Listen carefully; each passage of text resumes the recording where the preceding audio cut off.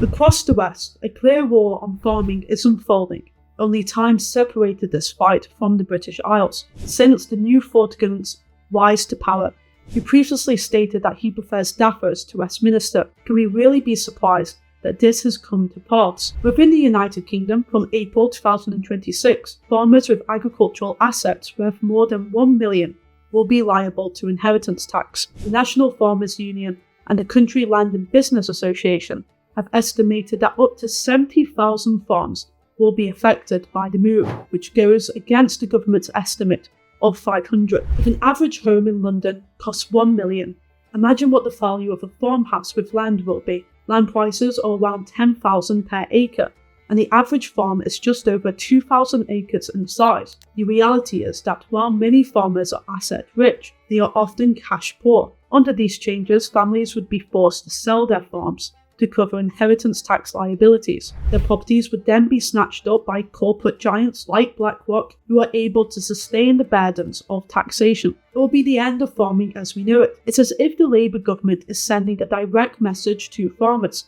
that they are too poor to deserve the land that has been in their families for generations. By doing so, the Labour government has become what it claims to despise, crafting policies that make Margaret Thatcher look like child's play. Labour claims that agricultural relief from inheritance tax is nothing more than a tax loophole for the wealthy, believing that we are still somehow living in the Roman Republic, where the countryside is not populated by ordinary people, but that of the elites and their slaves. And it's clear that those who support this line of reasoning do not travel to parts of the country that aren't on the London Underground. Others, such as the BBC, claim that the tax on farmers is important in order to raise funds for national services. But the tax hike on farmers is expected only to take in around $500 million, which is roughly about one day's spending on the NHS. Meanwhile, the government's foreign aid budget is $13.7 billion this year. By reducing the budget by 4.09%, we could scrap the hike. Alongside that, around $880 million of public money has been injected into charities that push for open borders, trans ideology, and climate alarmism. This policy is not a matter of mere stupidity, nor solely a case of left-wing resentment. It is a vindictive attack by the government on British farming families. In addition to the tax measures, Labour has also targeted key pillars of farming support. The DEFRA budget has been frozen, leading to a reduction in grants available to farmers. Furthermore, Rachel Reeves announced in her budget the abandonment of the gradual reductions in BPS, which were being scaled back on a sustained annual basis from 2021 to 2027. So why is the government targeting some of the most hard-working yet poorest members of our society? According to people like Will Hutton, it's because farmers have hoarded land for too long, and that inheritance tax will bring new life to rural Britain. But what's particularly interesting is how Labour's actions align with a broader trend unfolding across the West. Across Europe, farmers have united in protest against EU green regulations. The Netherlands, the second biggest agricultural exporter in the world, stands out as a key example, with the government attributing greenhouse gas emissions to the country's livestock population, believing that global warming is literally caused by cows farting. The Dutch government introduced reforms that would require cattle farmers to greatly reduce their livestock, or force farmers to stop farming completely. The whole idea that animals our ancestors have bred for centuries are somehow ending the world is completely ludicrous. In fact, cows are the best animal to eat, and their manure also helps the environment, leading to healthier soil. Only a madman who wanted to end the practice of farming deliberately would come up with such an idea. And it's exactly that. It's not only been revealed that the EU Commission applied backroom pressure on the Dutch government to issue mandatory purchase orders to farmers, but there was also correspondence between the World Economic Forum and the Dutch government on the implementation of the Great Reset. It's clear that the Netherlands had been used as a pilot country for the World Economic Forum's agenda, with the Dutch Prime Minister being a puppet for globalist forces who seek to transform farming.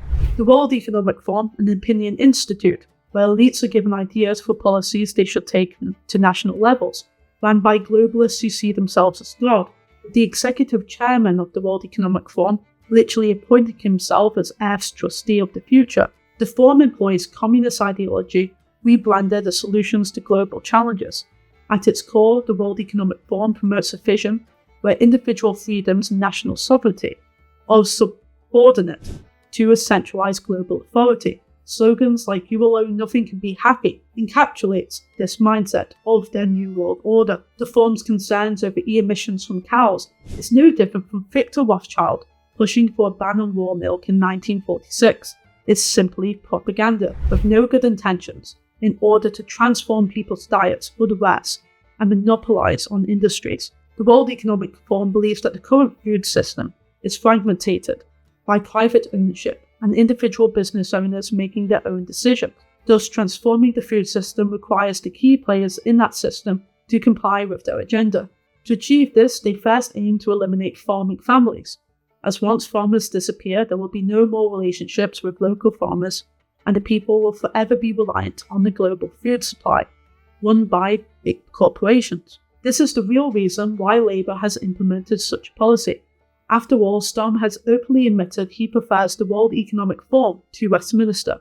Alongside this, he and Rachel Reeves were caught speaking to Bill Gates a few days before the budget, and will not confirm what the visit was for. We can assure you it was not to do with Starmer needing help fixing his Xbox or computer. Alongside this, Starmer has also been sitting down with the world's largest asset manager, BlackRock, with $11.5 trillion in assets. BlackRock has funded the World Economic Forum. They also have their fingers in nearly every pie you can think of, from big pharma to agriculture, to owning nearly every corporation you can think of. Their power is so huge that most of the woke quotas you see at companies all around the world lead back to their CEO, Larry Fink, who has celebrated the fact his company has forced behaviours. It's clear that Labour's new policy is not solely to address a tax loophole, but fits into a wider global theme of farmers being attacked by governments who openly support the World Economic Forum. Remember, this is the same government that wants the populace to register their chickens.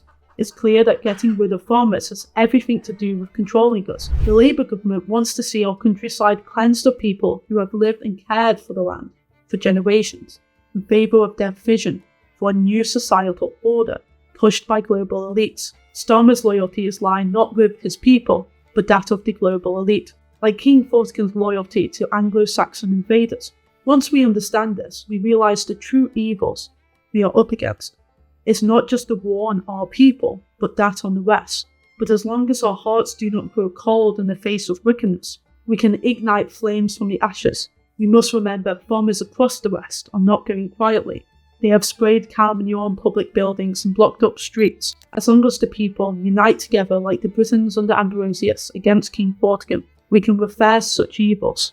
Trump's victory in America is a testament to this. It's clear that Labour's actions have only served to further unite and awaken the Britons in our brother struggle against that of the global elite. I'm Elizabeth Heverin, and thank you for watching.